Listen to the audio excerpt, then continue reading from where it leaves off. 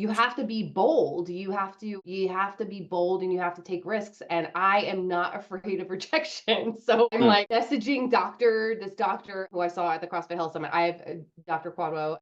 I've reached out to him like informally, like met him, like he was in the same space as me, but I didn't like go up and meet him. But he's so smart and just speaks so well.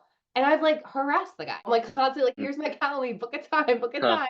But I know people are busy. Like I think that's too, right? In sales, right? We think it's like a personal rejection, but it's like Mm. other priorities. So just keep reaching out.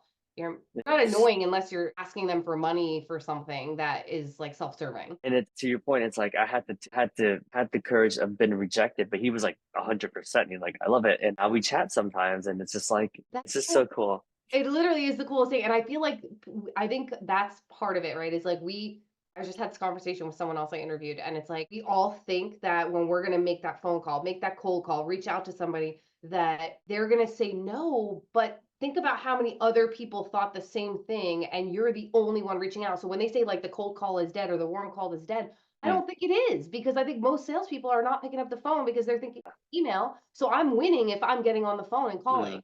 But it's Mm. the constant reach out and finding creative ways that what's the person's preferred platform. So I'm not going to cold Mm. call someone that I'm going to podcast interview or I want to connect with if that's not their if I don't see they have a big presence on LinkedIn, then I'm not going to Mm. LinkedIn message them. But like you Mm. said, it's really the just having the guts to just do whatever. There was a guy, they're really funny, and hopefully he'll be on my podcast soon, but it was so random. It was an Instagram message in response. It was one of his auto-generated emails Mm.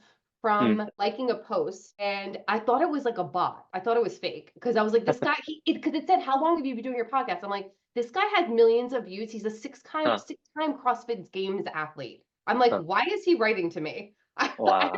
don't have. And it kept going, and then I asked him to be on the podcast, and he was like, "This date doesn't work. The Wednesdays are Huh. better." And I'm going, "Are you serious? This is like insane. This is amazing." But Oh wow. I just kept the conversation going, and then finally I was Mm. like, "I guess it's not a bot. I think it's really him." He was Definitely. answering legitimate It, questions, but so true. I think the same. Like there's these like influencers on LinkedIn that have like hundreds of thousands of followers. Like, and then like I'll ask them to be on my podcast, and they're like, sure. And I'm like, isn't that that cool? easy. Like it's like, but to your point, like most people would be like, oh my god, like he probably doesn't have time for me.